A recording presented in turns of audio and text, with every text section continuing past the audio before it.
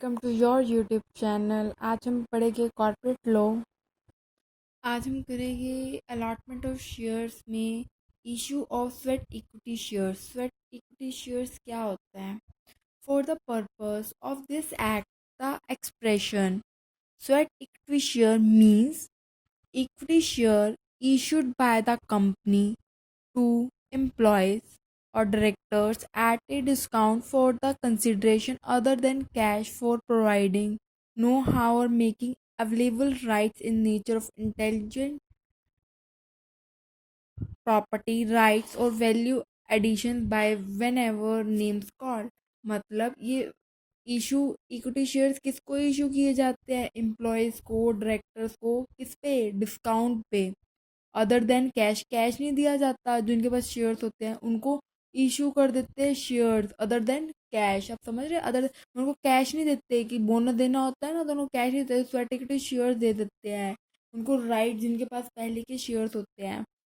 देखिए, section 54 of the Company Act 2013 provide that a company may raise sweat equity shares of a class share already issued in the following condition। मतलब जिनके पास पहले से ही होते हैं ना, उन्हीं को होते हैं इशू की जाते हैं स्वेट इक्विटी शेयर। उनको कैश नहीं दे, बोनस टाइप होते हैं ना, उनको उनको स्वेट इक्विटी शेयर ही इशू कर देते हैं वो, इन द फॉर्म। उनको कह सकते हो, और डिस्काउंट पे इशू करते हैं, आप ले सकते हो। द कैसे है कि जिनके पास होता है फ्लोइंग कंडीशन में होती है, ये देखिए। The issue of sweat equity share is authorised by special resolution pass by the company general meeting. Sweat equity share issue करने के लिए ना स्पेशल रेजोल्यूशन पास होता है। कहाँ पे? कंपनी की जनरल मीटिंग में। कहाँ पे? कंपनी की जनरल मीटिंग में होता है issue. The resolution specified the number of shares. Resolution specified the number of shares, current market price, consideration. It may be class or classes of director employee whom the such equity share are to be issued।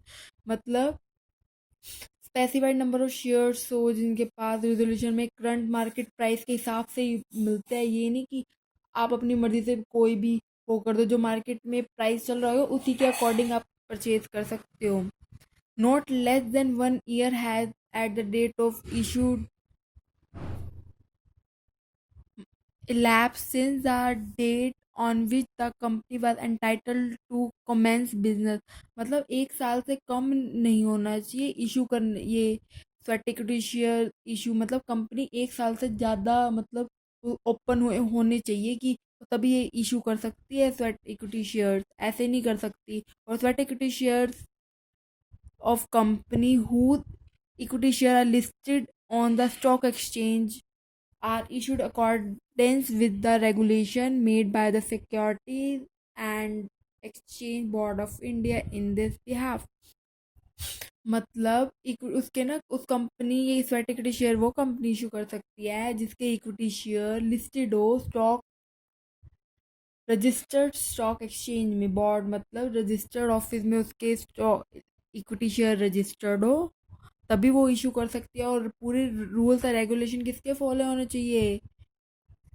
Security and exchange of board of India के rules and regulation proper follow करते हुए सिर्फ issue कर सकती है। ऐसे ही नहीं कोई अपनी मर्जी से जैसे मर्जी रेगुलेशन बनाए, नहीं, उसको सिक्योरिटी एक्सचेंज के पूरे फॉलो रूल्स करने पड़ेंगे। देखिए अब क्या है issue bonus share. Bonus share होता क्या है? When a company does not distribute it profit and reserve fund by the way of dividend. जब वो अपने profit by the way of dividend नहीं इशू करती,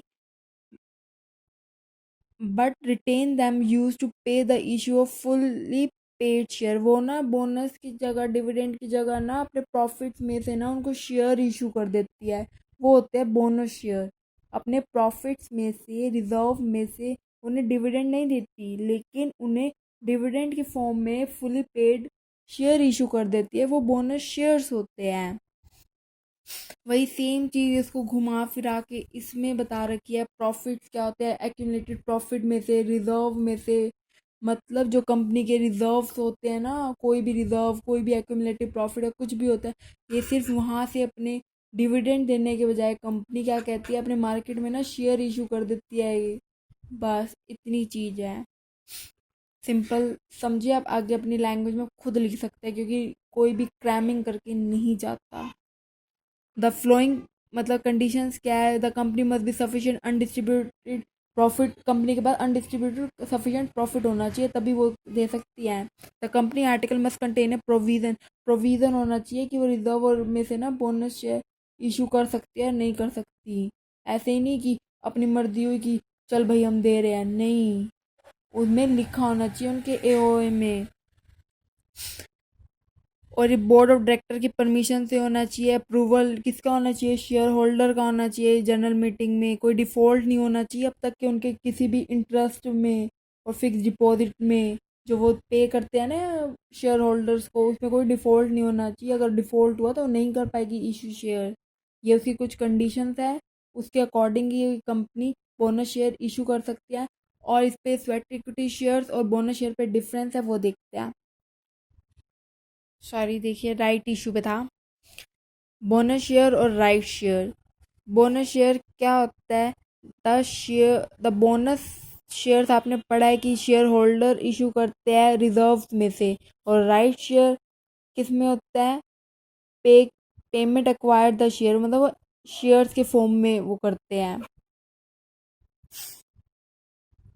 उनका पर्पस क्या होता है, अपनी सब्सक्राइब कैपिटल को बढ़ाना, उनको अदर देन कैश अपने शेयर इशू करना।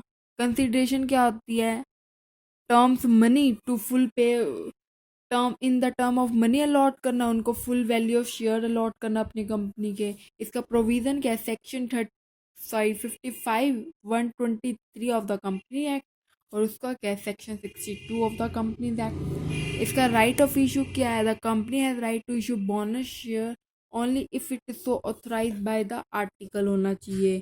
ऑथराइज किससे होना चाहिए, आर्टिकल से। A company having share capital has the implied right to issue these share for the acquired its unissued capital होना चाहिए। अनइश्यूड कैपिटल से ऑथराइज होना चाहिए, एक्वायर किया होने चाहिए।